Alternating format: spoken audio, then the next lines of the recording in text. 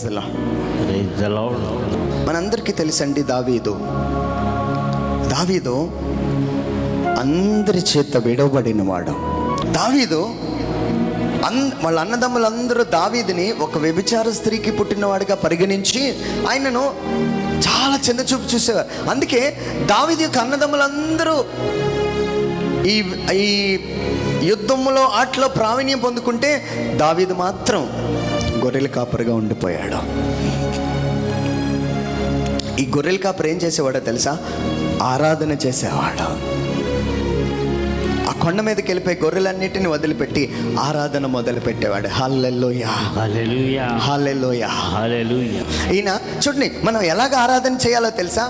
నేను ఎందుకు చెప్పానంటే ఈ పాయింట్, దావీదు ఆరాధన చేస్తుంది మంచి హృదయంతో కాదు, చాలా బాధ అయిన హృదయంతో. ఎందుకోసం అంటే, నా వైపు చూడాలి. ఒకే ఇంట్లోంచి బయటకు వస్తున్నారు, అన్నదమ్ములు అందరూ రాజభవనం దగ్గరికి వెళ్తుంటే దావీదు ఒక్కడే ఆ యొక్క గొర్రెలను మేపుకుంటూ వెళ్తున్నాడు. అంతా నా మేలుకి, అంతా నా మంచికి, అంతా నా మంచికి, తన చిత్తము నెరవేర్చుటకై ఆరాధన ఆపను, స్తుతించుట మానను, ఆరాధనాపను, స్తుతించుట మానను, స్తుతించుట మానను, ఆరాధనాపను, స్తుతించుట మానను, ఆరాధనాపను, స్తుతించుట మానను. చప్పట్లు కొడుతూ నేనెల్లప్పుడు యెహోవాను సన్నుతించెదను, నిత్యము ఆయన కీర్తి నా నోట నుండు. నేనెల్లప్పుడు యెహోవాను సన్నుతింతును, నిత్యము ఆయన కీర్తి నా నోట నుండు, నా నోట నుండు. హల్లెలూయా, హల్లెలూయా. జాగ్రత్తగా వినండి. దావీదు వైపు వీళ్ళందరూ ఎలాగ చూసేవారో తెలుసా? పనికిమాలినోడు, మేము సర్వ విద్యలో ప్రావీణ్యం పొందిన వాళ్ళము. మనోడు ఎలాగ వెళ్ళిపోయాడు తెలుసా? కొండ దగ్గరికి ఎలా వెళ్ళిపోయాడు తెలుసా? నేనెల్లప్పుడు యెహోవాను సన్నుతింతును, నిత్యము ఆయన కీర్తి నా నోట నుండు. పాడదాం. నేనెల్లప్పుడు యెహోవాను సన్నుతించెదను, నిత్యము ఆయన కీర్తి నా నోట నుండు, నా నోట నుండు. హల్లెలూయా. ఈరోజు మనం ఎలాగ వెళ్ళిపోవాలి తెలుసా? లోకం నిన్ను చూసి అలాగే మాట్లాడతారు. అది లోకస్వరం. చెప్పండి, ఏ స్వరం అది? లోకం నీకేం చెప్తుంది తెలుసా? యేసుప్రభుని నమ్మావు కదా, నీకేం పెద్ద మేలు జరిగింది. వీళ్ళందరూ ఏమంటున్నారు తెలుసా? ప్రైజ్లా. వీళ్ళందరూ ఏమంటున్నారో తెలుసా? దావీదు ఆ కొండ మీద ఏదో పాటలు పాడుకుంటున్నాడు, పెద్ద ఏంటి ఆడు, అదే లైఫ్ అనుకుంటున్నాడు ఆయన. కానీ దావీదు ఏం చేసేవాడు తెలుసా? నేనెల్లప్పుడు యెహోవాను సన్నుతించెదను, నిత్యము ఆయన కీర్తి నా నోట నుండు, నా నోట నుండు.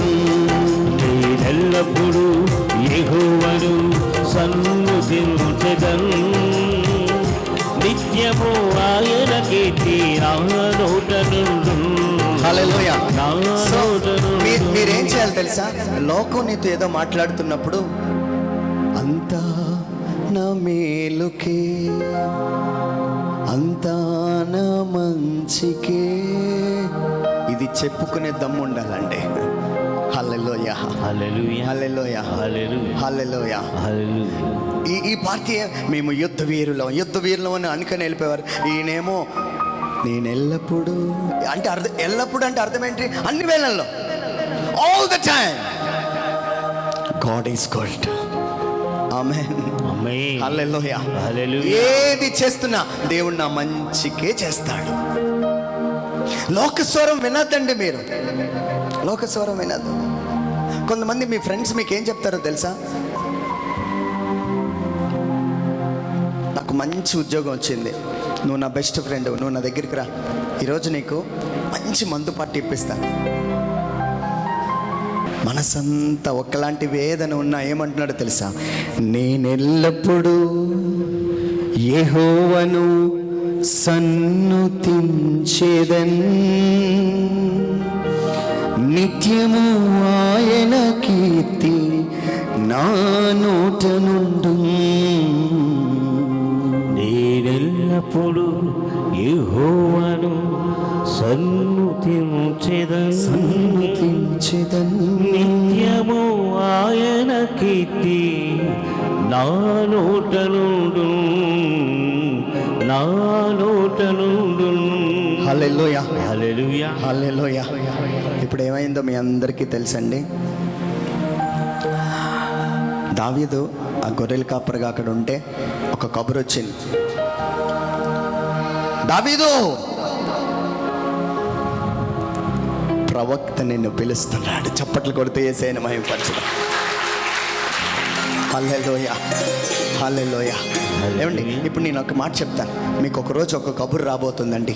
అభిషేకంతో నింపబడిన ఒక దినాన్ని దేవుడు నీ కోసం ఏర్పాటు చేశారు. ఆమేన్. ఆమేన్. హల్లెలూయా, హల్లెలూయా.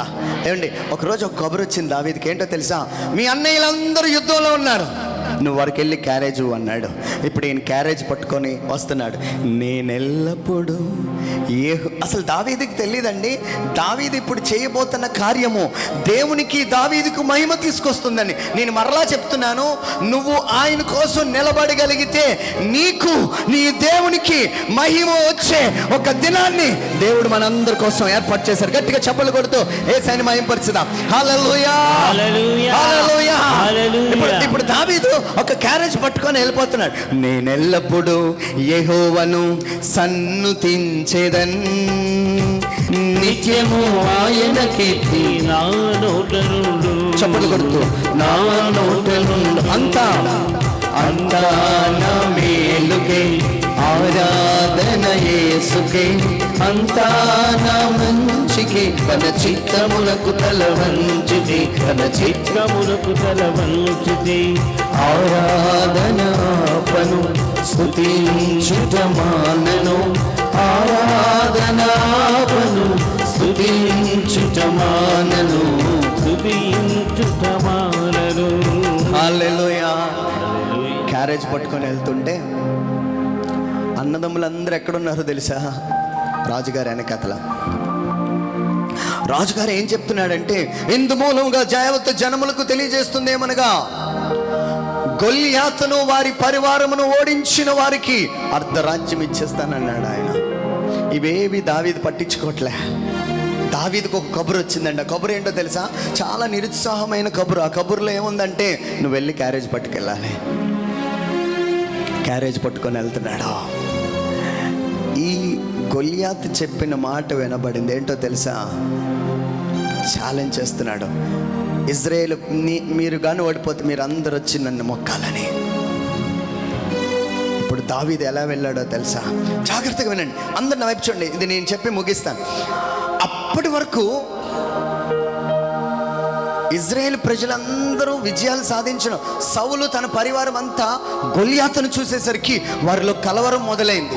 వారి మాటలు వినేసరికి వారిలో కలవరం మొదలైంది. ఎందుకోసమో తెలుసా? సౌలు అప్పటికే ఆత్మను కోల్పోయిన వాడుగా ఉన్నాడు, ఆయన ఆత్మ లేనివాడుగా ఉన్నాడు. బైబిల్లో ఏమని రాయబడిందంటే, దేవుడు సౌలులో ఉన్న ఆత్మను తొలగించాడు.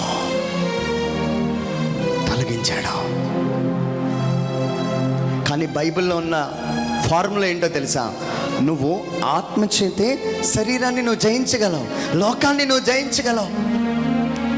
ఇప్పుడు సౌలు దావీదు అన్నదమ్ములందరూ ప్రార్థనలో లేనివారు. వాళ్ళు ఎప్పుడు దీని మీదే బ్రతికంతా.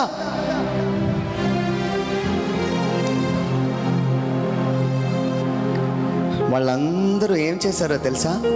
దీన్ని గెలవడానికి ముందుకు రాలేదు, దావీదు ఒక్కడే ఏ ఆయుధం లేకుండా ఆత్మపూర్ణుడై ఒక్కటే అంటున్నాడు. ఏంటో తెలుసా?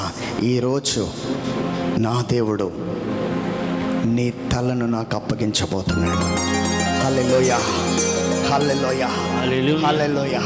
ఈ మాట చెప్పడానికి ధైర్యం ఎక్కడి నుంచి వచ్చిందో తెలుసా? దావీదు కొండ మీద దేవుణ్ణి ఆరాధించేవాడిగా ఉన్నాడు. మొదటిది, నువ్వు ఆయన వాక్యాన్ని వినగలిగితే శరీరాన్ని జయిస్తావు. వాక్యమే కాదు, ఇంకా దేవుడు నీతో ఏమంటున్నాడు తెలుసా? ఆ వాక్యముని ఆరాధన చేస్తూ దేవుని మహిమపరుస్తుండగా దావీదు ఆత్మ చేత నింపబడిన వాడై గొల్యాతును పడగొట్టేశాడు. హల్లెలూయా, హల్లెలూయా, హల్లెలూయా, హల్లెలూయా. హల్లెలూయా. సీన్ అంతా రివర్స్ అయిపోయిందండి. అప్పటి వరకు దావీదు ఎవరో తెలీదు, దావీదుని అందరూ పొగడడం ప్రారంభించారు. దావీదుని అందరూ ప్రైజ్ చేయడం. దేవుడు దావీదు ద్వారా తనకు మహిమ తెచ్చుకున్నాడు, దావీదు కూడా మహిమను ప్రారంభించాడు.